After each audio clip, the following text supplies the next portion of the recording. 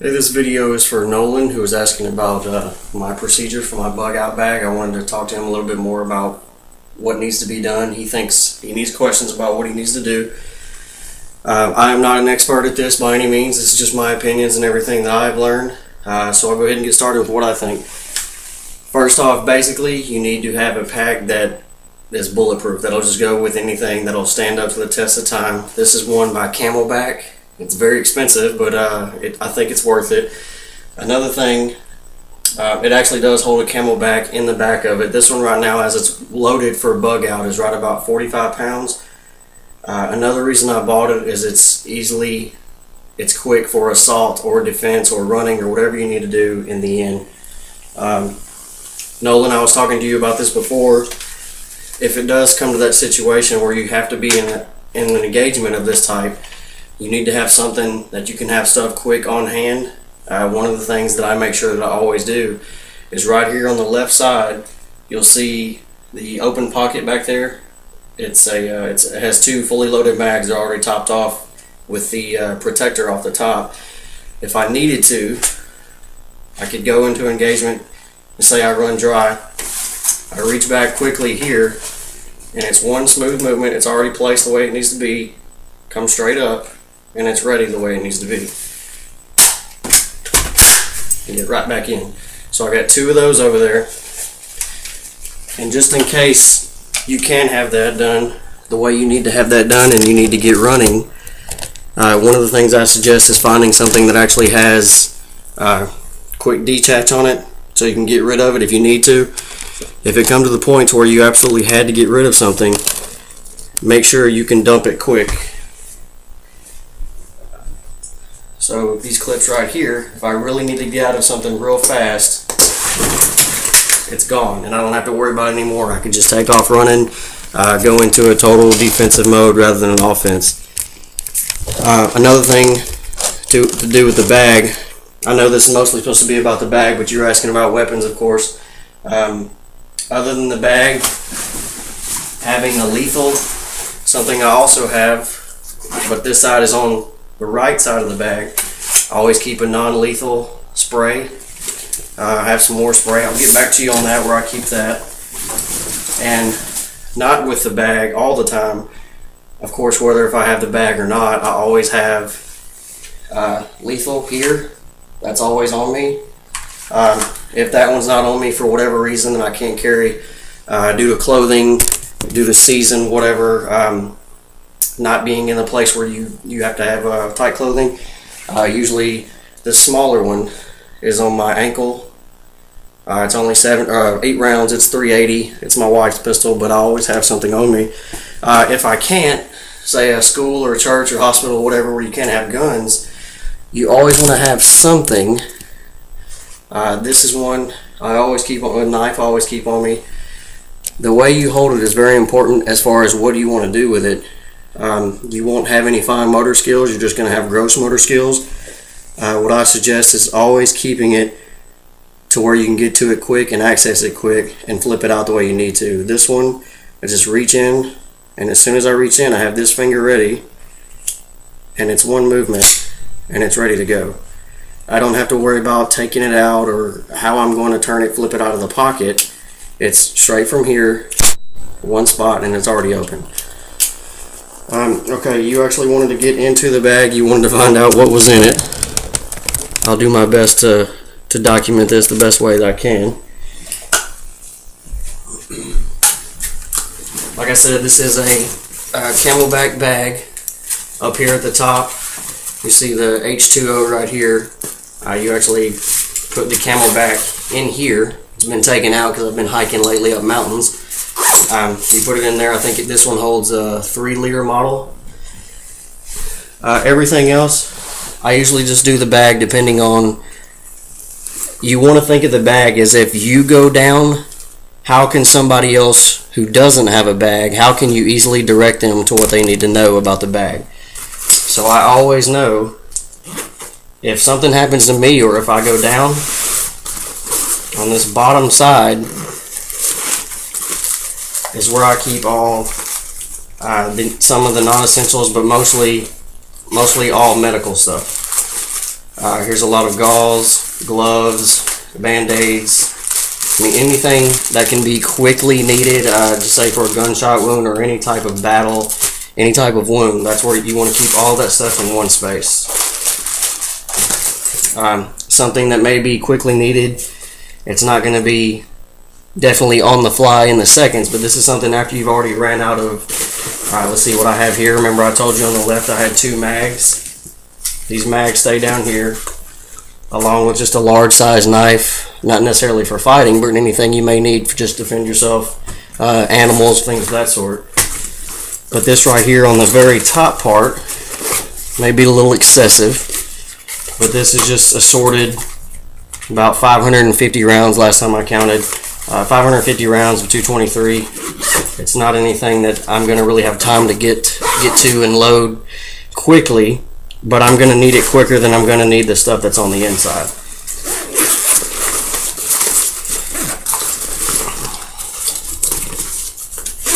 On the big part, the main pack on the inside, what I'm doing now is stuff that you don't need to really worry about getting to that fast. It's something that when you have time to sit down at the campsite or your rendezvous point, wherever you're going, when you're not being chased or chasing someone else, this is everything that you're going to need in here.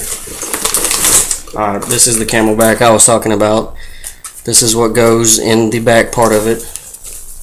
It has a bleeder valve. And me and you, we talked about MREs before. I do have MREs. I don't have as many as I want right now. I haven't been able to get them. But these are some. These are things that are very small, very lightweight. They don't taste that great, but they have a very high calorie intake. If you're needed for something where you can't have a lot of food, you need to do it quick, but you need to have a lot of energy throughout the day, this is what these are for. Since I haven't been able to get them so fast, I did exactly what you said. You said canned goods. These are just any kind of assorted canned goods. You have meats, fruits, pastas, whatever. Of course, like I said, these are too heavy. These are way too heavy to keep in a bag. As it stands loaded right now, it's right at about 45 pounds, which in the past I've had to carry a lot more than that. But as for anybody who's not used to that sort of training, it can be pretty heavy. These cans will be replaced with MREs as soon as I can. But like I was saying, a lot of the other stuff that's not really have to get to essentially fast. This is cold weather gear, toboggans, a waterproofing bag. Let's see, you got hand warmers, foot warmers, stuff in here. Books. These are books for weapons field training. Any kind of other books that you can need for, let's say, ambush tactics, guerrilla tactics. But more importantly, things like what type of plants you could eat, which ones are safe, which ones are not safe, things of that sort. But any kind of books that you can get your hands on that are small and light, easy to carry around, it'd be nice. And I mean, there's a whole bunch of stuff in here. There's a whole lot of information about different things about surviving. And like we talked about before, this isn't anything that is just for quote unquote zombie apocalypse. This is anything for let's say that the total government goes down, that there's nothing left, it's total chaos, or it could be anything as simple as a hurricane, tornado, natural disaster, things of that sort, to where you just have to get something, you have to get out quick, you can't pack your whole house, but you know to where you're going to get to be, the roads are going to be extremely crowded, people are going to be wanting what you have, and you have to take as minimal as you can, but also be able to defend yourself if you need to. And if it means going off the beaten path and going out into the woods and to nature, doing what you have to do to get to your objective, you have to plan for that accordingly. This right here, like I said, in the big part is not something you need to get too quick. This is big, you can't really see it because of the glare, sorry about that, big tarping material for anything you need for tent or making a thing for some kind of shelter, some kind of covering. Same thing right here, ponchos. There's 2 ponchos in here for 2 people. Stay wet, stay from getting wet out of the cold weather. These are things what they call a pleasure pack. This come with the pack that I bought. This is not something that I bought specifically, but it's mostly things of hygiene, flossing, breath mints, small things of toothpaste, anything that has to do with hygiene like that. Not necessarily for, surviving in a firefight, but if you're going to be out there for a long time, then obviously you want to keep control of your health. If you don't have this, then you don't have a bug out bag. You need at least 2 of these. These are cold weather gloves. These are working gloves, so you have to do woodwork or anything to do that you don't want to use. These are some really nice gloves that I have. They're not very durable, but they're really good for keeping your hands warm, and it would be a shame to mess these up if you're doing yard work, if you're doing woodwork, building something, building a shelter. This is a cheap flashlight that I do not recommend. It's just something that was in here. I do recommend getting one of those shake flashlights, the one that you don't have to put batteries in. Glow sticks, light sticks. These could be used for any kind of markers, any kind of signaling, or diversion, some types of animals.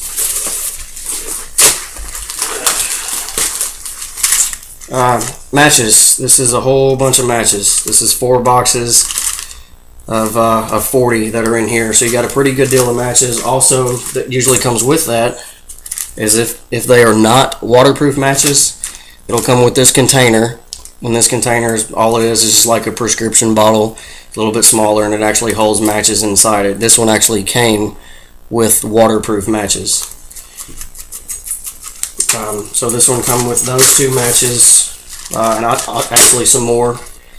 This is a reflecting blanket, but it's also insulating, holds in your heat. Say you were stranded out in the woods, this would be something that a plane would be able to see if you were in the right position, and millions of acres they'd be able to see. Iodine for water.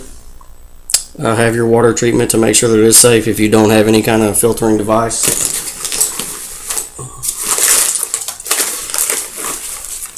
Another thing that may be quick, but I mean not life-threatening type of quick, you might have to have some kind of whistle to maybe get a partner's attention, or once again another thing that might frighten off some animals.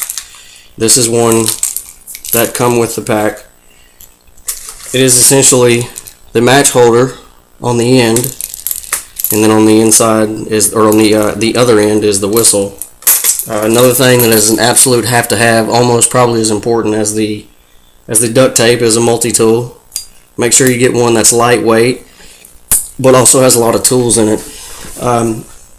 One that this one doesn't have, that I would like to have, they make these now with a small axe on it, sometimes with a small saw, and some that have a pretty decent, heavy, dense hammer that can go on the end if you need to, like I said, do any kind of woodwork or anything like that. This one has a camelback, like I told you, but you also need to keep some type of water bottle just for another person, say they might be sick or something, or just in case your hose stops working on your camelback or gets contaminated somehow. Always keep a water bottle, and if you could, keep one that always has the filter on the inside of it. Obviously they're not going to stop malaria or cancer or anything, of course, but they will do keeping out some of the microbes that you need to keep out of your body to stay healthy for a good bit of time. I don't know why, this is pretty ridiculous, but this company that I bought this from, they actually sell bagged water. Like I said, this is a bag that I actually bought myself, but there was another bag that I bought. It was a 72-piece kit, so I took everything that was from that kit, trashed the little crappy $5 backpack they gave me, and I put everything into this backpack and then added everything that I had later. Another thing you'll need is a magnesium fire starter, or any kind of flint stone, anything that you'll have that'll start a fire, get you any kind of heat, cook your food, anything like that. That is the beginning of the bag. I've gone into detail without trying to make this video too long. This is what they call a measly little know-nothing med kit. I have another one. I usually keep this bag in the car. That's the place you want to keep it. You don't want to keep it anywhere inside the house, because if you're gone somewhere and shit hits the fan, you're going to need your bag, and it's going to be however many miles away. I have a med kit that's almost half the size of this bag. It has everything you can think of for probably for an EMT's purposes. If I did, if you know shit hit the fan and we had to get out quick, this would be the bag that I'd be putting on. It only weighs about 40 pounds. My wife can comfortably carry that for a good amount of time. The thing that would be the second to get.